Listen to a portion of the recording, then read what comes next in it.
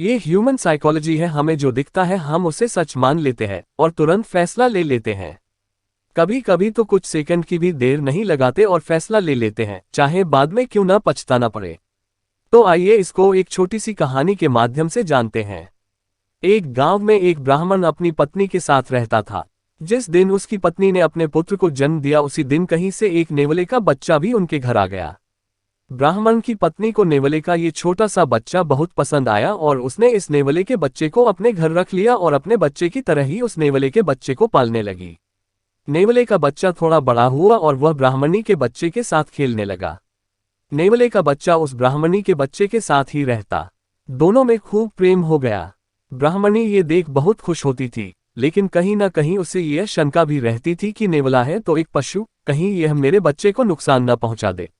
एक दिन ब्राह्मणी को अपनी सहेली की गोद भराई में जाना था। उसने अपने पति से बच्चे की निगरानी करने को कहा और चली गई। ब्राह्मण अपने पुत्र के पास बैठ गया।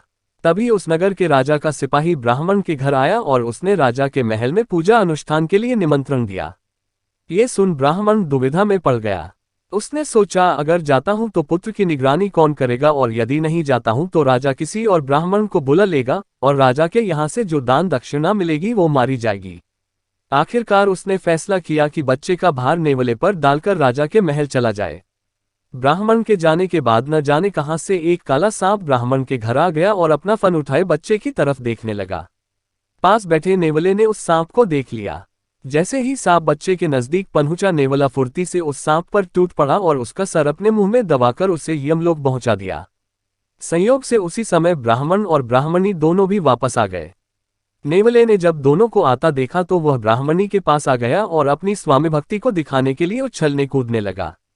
ब्राह्मणी ने जब देखा कि नेवले का मुंह खून से सना हुआ है तो उसे संदेह हो गया कि जरूर इस दुष्ट ने मेरे बच्चे को खा लिया है, और उसने बिना सोचे समझे दरवाजे के पास रखे डंडे से 2-3 जोरदार प्रहार किए और नेवल का मार डाला।